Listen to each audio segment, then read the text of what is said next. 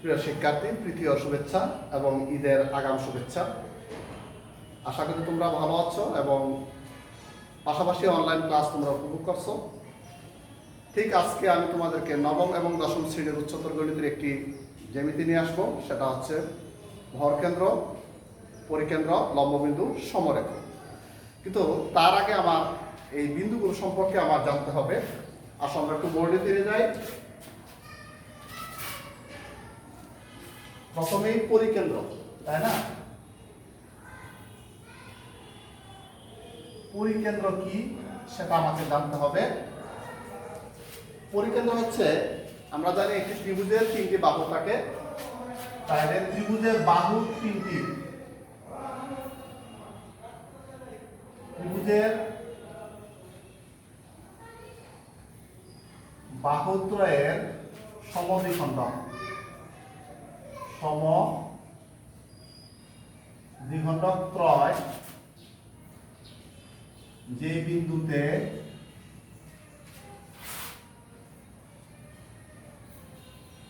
ছেদ করে তাকে পরিকেন্দ্র। তাহলে একটি ত্রিভুজ যদি আমি কল্পনা করি, এখানে আমি দেখো একটু খেয়াল করো, এ বি সি একটি ত্রিভুজ দিয়েছি। এবি কে সমদ্বিখণ্ডিত করো, একটি বাহু পেলাম। এটাকে সমদ্বিখণ্ডিত করো, এসি কে সমদ্বিখণ্ডিত করো। তারা পরস্পর যে বিন্দুতে ছেদ করবে, ছেদ করেছে কোন বিন্দুতে? এস বিন্দুতে। তাহলে এস হচ্ছে ত্রিভুজ এ বি সি এর পরিকেন্দ্র, তাই না? তারপর হচ্ছে অন্তঃকেন্দ্র।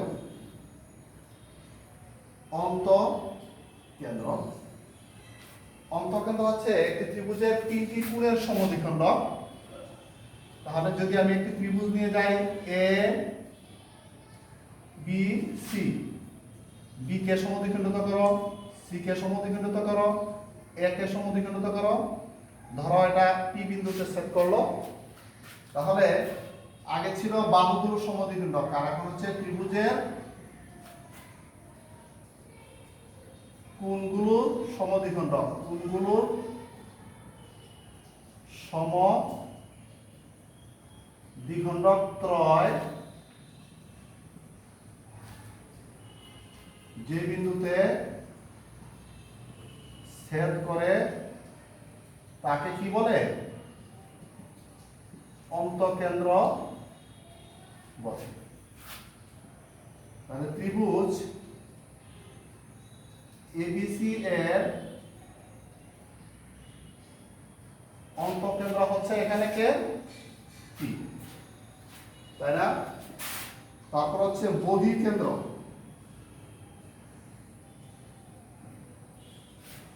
বহিঃকেন্দ্র হচ্ছে একটি ত্রিভুজের দুইটি বাহুকে যদি আমি বর্ধিত করি, দেখো কি করেছি, A B C ত্রিভুজকে, B A বাহুকে B পর্যন্ত, বিসি বাহুকে ই পর্যন্ত বর্ধিত করার কারণে দুটি বহিস্থ কোণ পেয়েছি। একটি পেয়েছি ডিএসি, আর একটি পেয়েছি এসিই।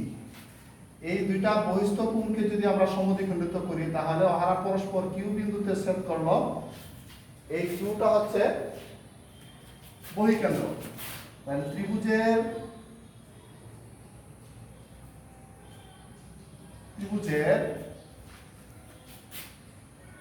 বহিস্থ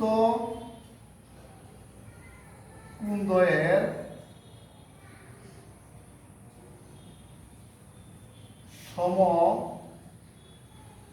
সমদ্বিখণ্ডক দ্বয়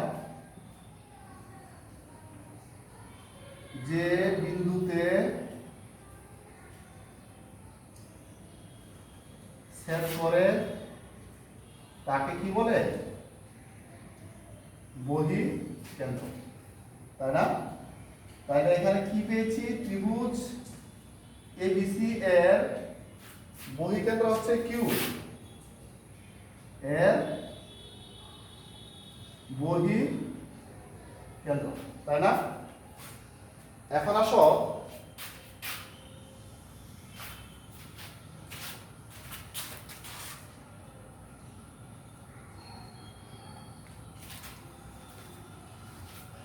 বহিঃকেন্দ্র পেলাম। এখন হচ্ছে লম্ব বিন্দু। লম্ব একটি ত্রিভুজের শীর্ষ থেকে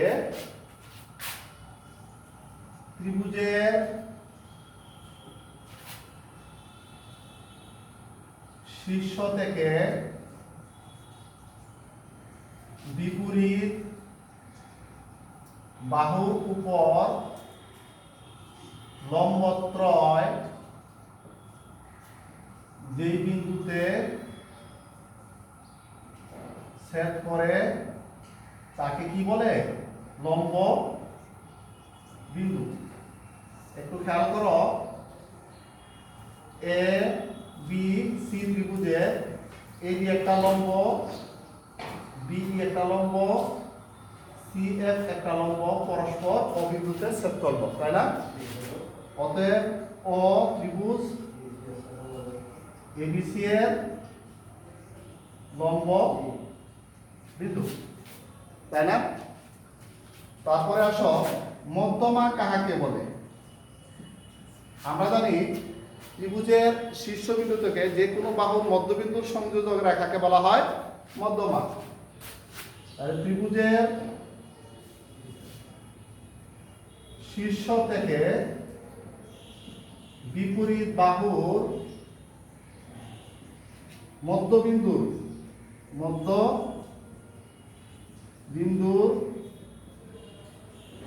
সংযোজক রেখাংশকে কি বলে? মধ্যমা। একটু খেয়াল করো, A B C, A B একটা মধ্যমা, বি ই একটা মধ্যমা, সি এফ একটি মধ্যমা, তাই না? তাহলে A B BE C F ত্রিভুজ এবিএস এর কি মধ্যমা। আর ভর কেন্দ্র হচ্ছে মধ্যমাত্র যে বিন্দুতে ছেদ করে তাকে বলা হয় ভর কেন্দ্র। তাহলে দেখো, এই তিনটা মধ্যমা জি বিন্দুতে ছেদ করলো, তার মানে মধ্যমা ত্রয় যে বিন্দুতে ছেদ করে তাকে কি বলা হয়? ভর কেন্দ্র। তাহলে জি হচ্ছে ত্রিভুজ এবিসি এর কি ভর কেন্দ্র। আরেকটা জিনিস খেয়াল করো, মধ্যমাত্রয় যে তিনটা মধ্যমা পেয়েছি, এ বি বিই এবং সি এ পরস্পর জি বিন্দুতে ছেদ করেছে, জি বিন্দু হচ্ছে ভর কেন্দ্র। তাহলে আমার মনে রাখতে হবে, মধ্যমাত্রয় ভর কেন্দ্রে দুইটা অংশে ভাগ হয়। একটু খেয়াল করো, জি বিন্দু থেকে শীর্ষের দূরত্ব একটা আর বিপরীত বাহুর দূরত্ব একটা। এখানে শীর্ষের দূরত্ব হচ্ছে জি এ, জি বি, জি সি, আর বিপরীত বাহুর দূরত্ব হচ্ছে জি বি, জি ই, জি এফ, তাই না? ওরার অনুপাত হচ্ছে 2:1, তার মানে জি এ হচ্ছে 2 ভাগ আর জি বি হচ্ছে 1 ভাগ। তার মানে শীর্ষের দূরত্ব 2 ভাগ আর বিপরীত বাহুর দূরত্ব 1 ভাগ। এই জন্য মধ্যমাত্রয় বর্গকেন্দ্রে 2:1 অনুপাতে অন্তর্বিভক্ত করে।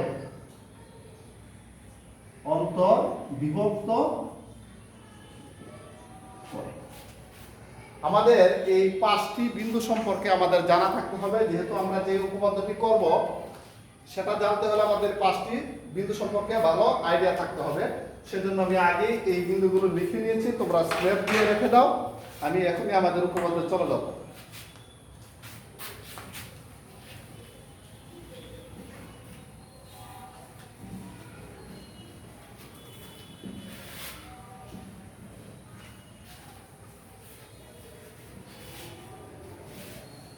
আমাদের উপপাদ্যটি ছিল পরিকেন্দ্র, লম্ববিন্দু ও ভরকেন্দ্র সমরেখ।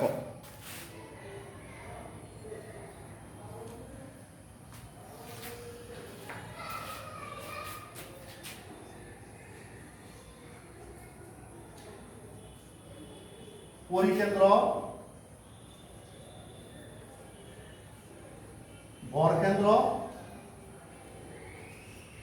লম্ব বিন্দু সমরেখ। একটু খেয়াল করো শিক্ষার্থীরা, আমরা যদি একটি ত্রিভুজের মধ্যে এই তিনটি বিন্দুকে নিয়ে আসি কি দাঁড়াবে? এ বি সি, তাই না? এবিসি ত্রিভুজের পরিকেন্দ্র যদি আমি বের করতে চাই তাহলে তিনটি বাহুর সমদ্বিখণ্ড পাইলাম কি? এস। তারপরে যদি ভরকেন্দ্র চাই বিপরীত বাহুর মধ্যবিন্দুর সংযোগ রেখা হচ্ছে তিনটি। লম্ব যদি চাই এই ধরনের অসংখ্য অর্থাৎ 9টা বাহু হওয়ার কারণে এই ত্রিভুজের অসংখ্য ত্রিভুজ উৎপন্ন হবে এবং কোনটার সাথে কোনটা ছেদ করবে আমাদের বুঝতে সমস্যা হবে। যার কারণে এই উপপাদ্যটি প্রমাণের ক্ষেত্রে আমাকে চিত্রটা একটু টেকনিক অবলম্বন করে আমাকে আঁকতে হবে। যেমন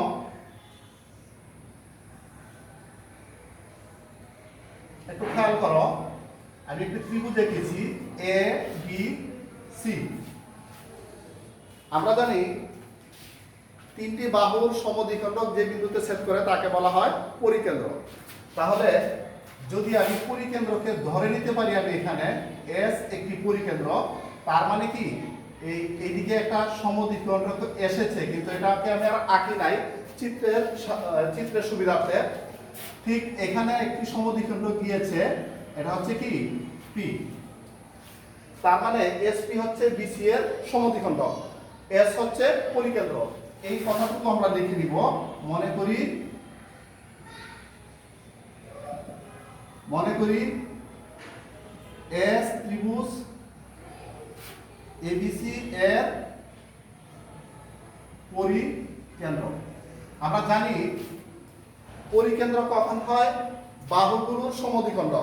তার মানে পি হচ্ছে বিসি এর একটি সমদ্বিখণ্ড। আচ্ছা, এরপরে দেখো যদি আমরা এডি লম্ব টানি, বিই লম্ব টানি, লম্ব টেনেছি, আমরা জানি তাহলে পরস্পর ছেদ করলো কোথায়? ও বিন্দুতে। তার মানে ও হচ্ছে লম্ব বিন্দু, ও কি? এটা লম্ব বিন্দু। আমরা জানি বলছে ওরা কি? পরিকেন্দ্র, ভরকেন্দ্র, লম্ব বিন্দু, সমরেখ। সমরেখ কথাটার অর্থ হচ্ছে একটি সরল রেখার মধ্যে তারা তিনটি বিন্দু অবস্থিত, তাই না? তাহলে এস ও একটি সরল রেখা ঠিকই এঁকেছি। এখন মধ্যমা আমি আঁকি নাই। আমরা জানি বিপরীত শীর্ষবিন্দুর দূরত্ব থেকে শীর্ষের দূরত্ব, একটু খেয়াল করো, মানে এ হচ্ছে শীর্ষবিন্দু আর বিপরীত বাহুর মধ্যবিন্দু হচ্ছে কে? পি। তাহলে এপি হচ্ছে একটি মধ্যমা যাহা এস ও রেখাকে একটি বিন্দুতে ছেদ করছে। এই বিন্দুটার নাম দিয়ে দিব আমি জি। তাহলে এই জি বিন্দু এস ও রেখার উপর অবস্থিত হয়েছে ঠিকই, কিন্তু জি বিন্দু যদি আমি প্রমাণ করতে পারি এপি মধ্যমার ভরকেন্দ্র, তাহলেই কিন্তু আমার এই উপপাদ্যটি প্রমাণ হয়ে যাবে। তাহলে এপি মধ্যমা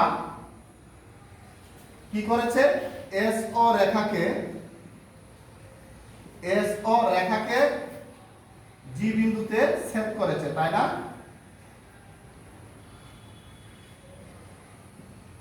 জি বিন্দুতে ছেদ করেছে। এখন দেখো যদি জি কে আমি এপি এর ভরকেন্দ্র প্রমাণ করতে পারি তাহলে কিন্তু আমার উপপাদ্যটি প্রমাণ হয়ে যায়। তাহলে জি ত্রিভুজ এ বি সি এর ভরকেন্দ্র প্রমাণ করাই যথেষ্ট, প্রমাণ করাই আমার জন্য কি হবে? যথেষ্ট হবে, তাই না?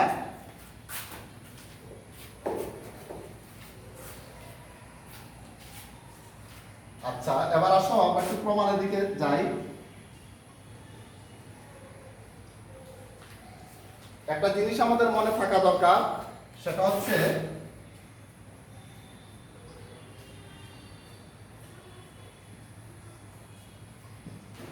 লম্ব বিন্দু থেকে শীর্ষের দূরত্ব। তাহলে এখানে কি পেয়েছি? লম্ব বিন্দুটা কে পেয়েছি? ও।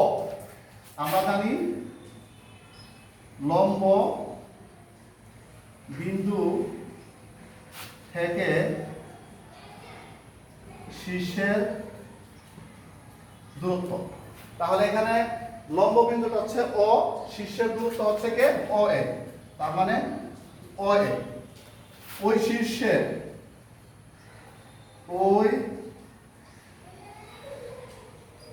শীর্ষের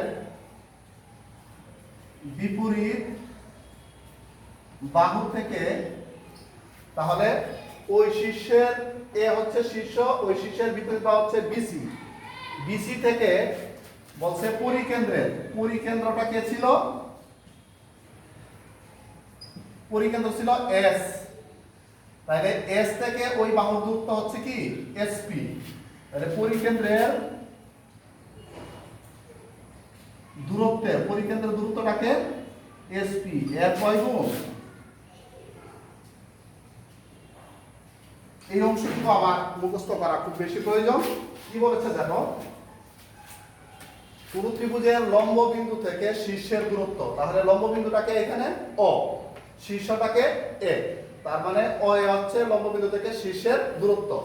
ওই শীর্ষ থেকে বিপরীত বাহুটাকে বিসি, এই বিসি থেকে পরিকেন্দ্রের দূরত্ব সমান, তার মানে আমরা জানি যদি লম্ব আঁকা হয় তাহলে দূরত্ব আঁকা যায়, তার মানে এসপি হচ্ছে এই বিসি এর উপর একটি লম্ব দ্বিখণ্ডক ছিল, যার কারণে এসপি হচ্ছে বিসি এর দূরত্ব। তাইলে আমরা জানি লম্ব বিন্দু থেকে শীর্ষের দূরত্ব ও এ, ওই শীর্ষের বিপরীত বাহু থেকে পরিকেন্দ্রের দূরত্বের অর্থাৎ এসপি এর কি দ্বিগুণ। তাহলে আমরা এটাকে একটা সমীকরণ আকারে লিখতে পারি, ও এ ইকুয়াল টু 2 এসপি, এলো এক নাম্বার, তাই না?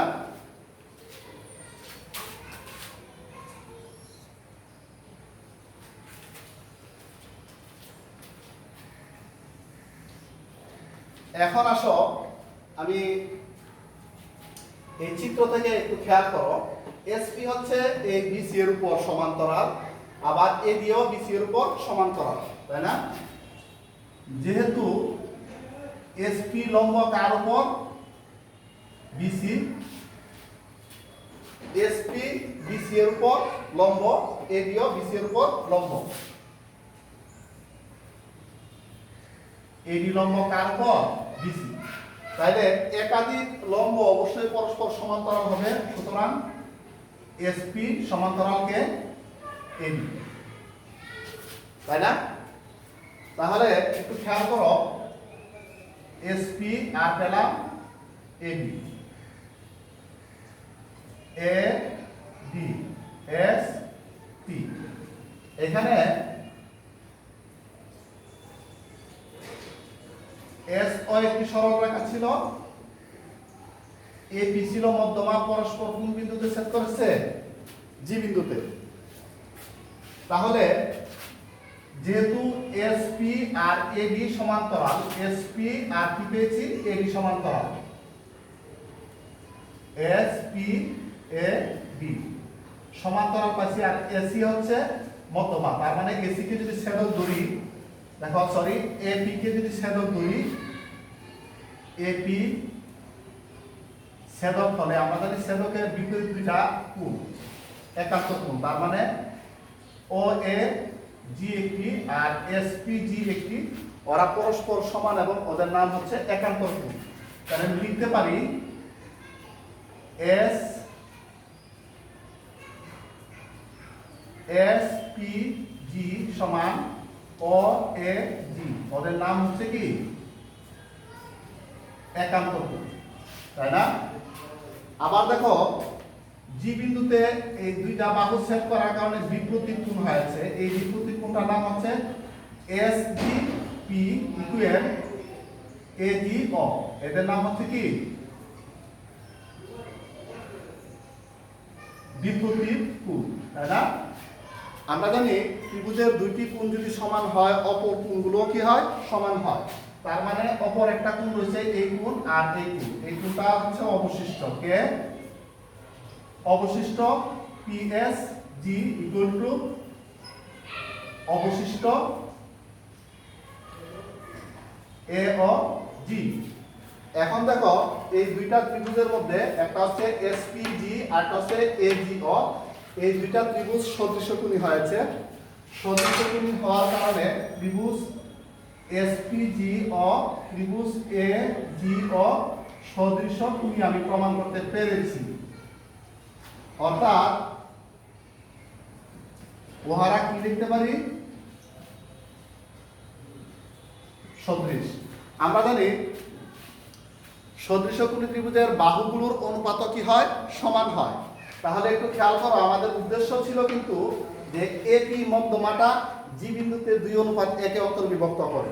তার মানে এপি মধ্যমাটাতে জি বিন্দুতে দুইটা বাহু পেয়েছি, একটা হচ্ছে এজি আর একটা হচ্ছে কি জিপি। তাহলে আমি এই ত্রিভুজ থেকে এজি নিয়ে আসি। দেখো এজি হচ্ছে এই ক্রস চিহ্নিত কোণের বিপরীত বাহু। তাহলে সেই এই ত্রিভুজের ক্রস চিহ্নিত বিপরীত বাহু কে হচ্ছে জিপি।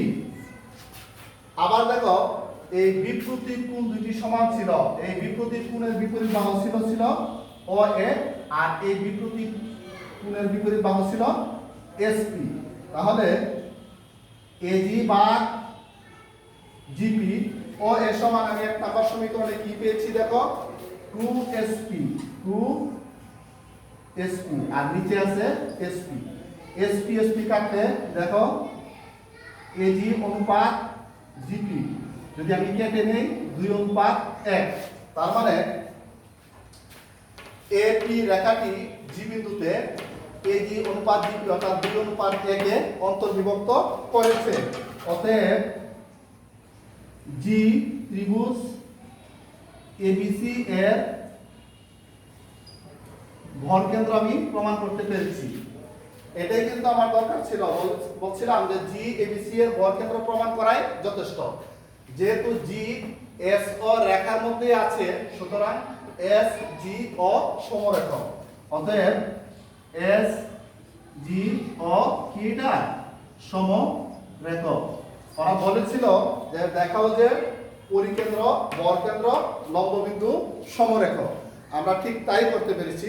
ধন্যবাদ প্রিয় শিক্ষার্থীরা। আশা করি তোমরা এই ঈদের আগ মুহূর্তে এই উপপাদ্যটি তোমরা বারবার দেখবে ভিডিওটি। যদি কারো সমস্যা থাকে আমাকে ইনবক্সে নক করবে, আমি আবারও যথাসাধ্য চেষ্টা করবো সেটা বুঝিয়ে দেওয়ার জন্য। এই পর্যন্ত সবাই ভালো থাকো। আল্লাহ হাফেজ।